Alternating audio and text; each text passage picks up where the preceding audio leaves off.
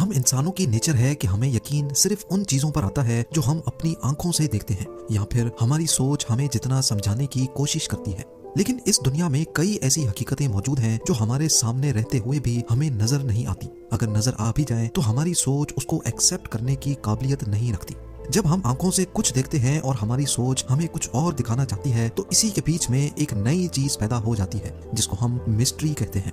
ऐसी ही एक mystery Indonesia के जावा आइलैंड पे इस पहाड़ के अंदर मौजूद है। नाजरीन, दूर से देखने पर ये किसी भी नॉर्मल पहाड़ की तरह दिखता है, लेकिन इसकी टॉप पर जाकर जो कुछ देखने को मिलता है वो किसी भी तरह से नॉर्मल नहीं है।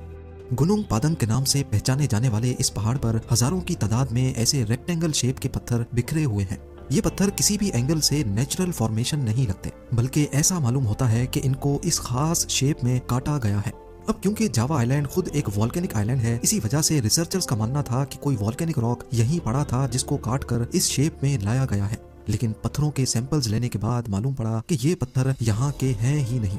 और इस बात का मतलब था कि करीब इन 50,000 पत्थरों के ब्लॉक्स को कहीं और काटा गया था और फिर एक एक करके इस पहाड़ के ऊपर चढ़ाया गया।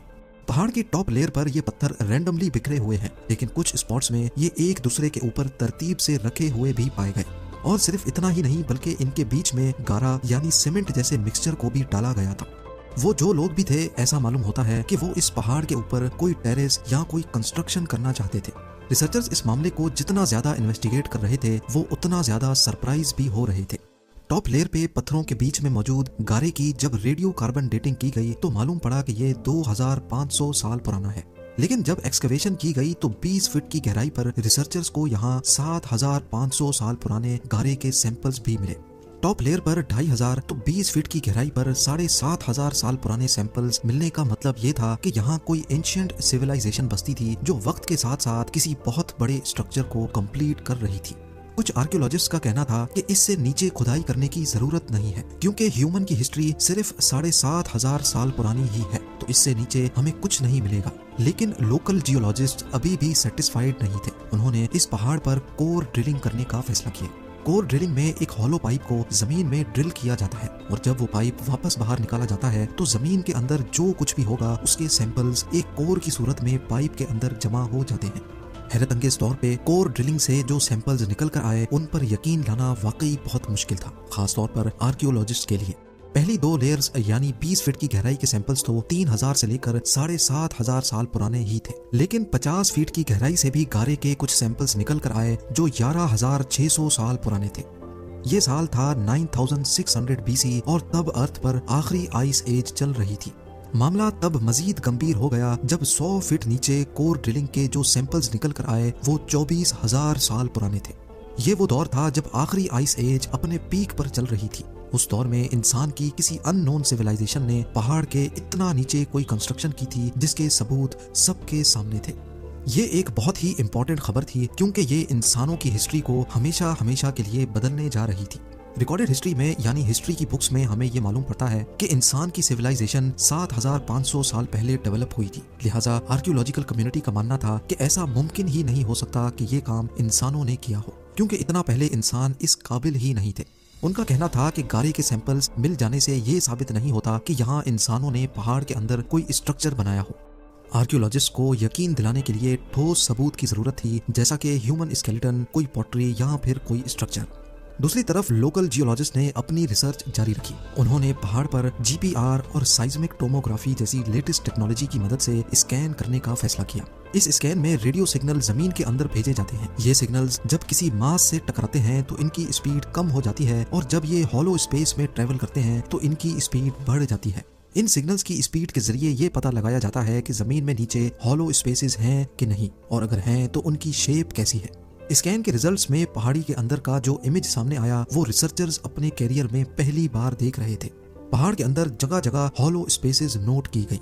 3 बड़े बड़े स्क्वायर चैम्बर्स जो अलग अलग लेवल के हिसाब से बने हुए थे। ये तीनों चैम्बर्स एक टनल नुमा पाथवे के जरिए एक दूसरे से कनेक्टेड, जबकि सबसे ऊपर वाला चैम्बर पहाड़ की टॉप से कनेक्टेड था। इन तीनों चैम्बर्स की साइज भी एक दूसरे से काफी मुख्तलिफ थी। सबसे ऊपर वाला चैम्बर छोटा, उसके बाद बड़ा चैम्बर और तीसरा चैम्बर सबसे बड़ा और 100 फीट की गहराई में बनाया गया था। इस नई डिस्कवरी ने सबको हैरत ज़दा छोड़ दिया। हर कोई सिर्फ एक सवाल का जवाब तलाश कर रहा था कि 24,000 साल पहले लास्ट आइस एज में जब इंसान सिर्फ हंटर्स हुआ करते थे तब उन्होंने ये काम कैसे किया होगा। याद रहे कि ये बात आयरन, ब्रॉन्ज और स्टोन एज से भी काफी ज्यादा पुरानी है।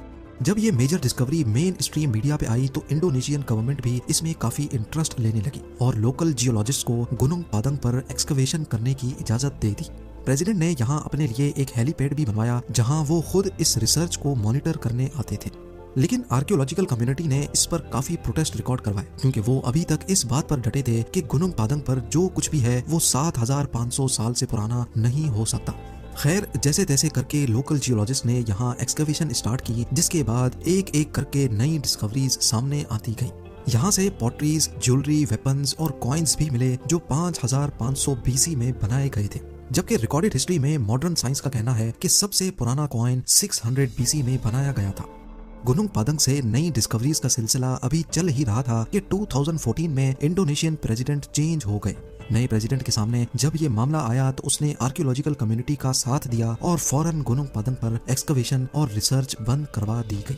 अगर मोहनजोदड़ो और एंशिएंट इजिप्शियन से भी बहुत पहले दुनिया में कोई सिविलाइजेशन रहती थी, हत्ता के लास्ट आइस एज से भी पहले, तो वो कौन लोग थे और जावा के इस आइलैंड पर क्या बनाना चाहते थे, और सबसे बढ़कर ये कि उनको आसमान खा गया या जमीन निकल गई। एक थ्योरी ये है कि इस एंशिएंट सिविलाइजेशन के लोग ये जगह छोड़ने पर मजबूर हो गए थे। इस थ्योरी में काफी दम भी लगता है क्योंकि आइस एज में समंदरों का लेवल आज के लेवल से 100 मीटर नीचे हुआ करता था। यानी ये जो आज हमें आइलैंड दिख रहा है ये पहले आइलैंड नहीं बल्कि एशिया का सब कॉन्टिनेंट हुआ करता था। जी हाँ, 12,000 साल पहले आइस एज का जब दी एंड हुआ था तो बहुत मास लेवल पे बर्फ मेल्ट हुई थी, जिसने ओशंस का पानी बढ़ाया और इस रीजन में सिर्फ जो एलिवेटेड एरियाज थे वो आइलैंड की शक्ल इख्तियार कर गए। बाकी सब कुछ ओशन के बॉटम पे चला गया। जावा आइलैंड पे बसने वाली सिविलाइजेशन अब बिल्कुल आइसोलेट हो चुकी थी। वो अपने दूसरे साथियों से बिछड़ चुके थे और शायद वक्त के गुजरते वो हमेशा हमेशा के लिए अपनी पहचान भी भूल गए। इस मिस्ट्री की असल कहानी क्या है, ये राज आज भी गुनुंग पादंग के अंदर दबा हुआ है। लेकिन इस बात के काफी चांसेस हैं कि ये जो दिखने में पहाड़ लग रहा है ये असल में नेचुरल नहीं बल्कि स्टोन ब्लॉक्स को एक दूसरे के ऊपर रख कर बनाया गया था, जो शायद अपनी असली हालत में कुछ इस तरह दिखता था। उम्मीद है जेम टीवी की ये वीडियो भी आप लोग भरपूर लाइक और शेयर करेंगे। आप लोगों के प्यार भरे कमेंट्स का बेहद शुक्रिया। मिलते हैं अगली शानदार वीडियो में।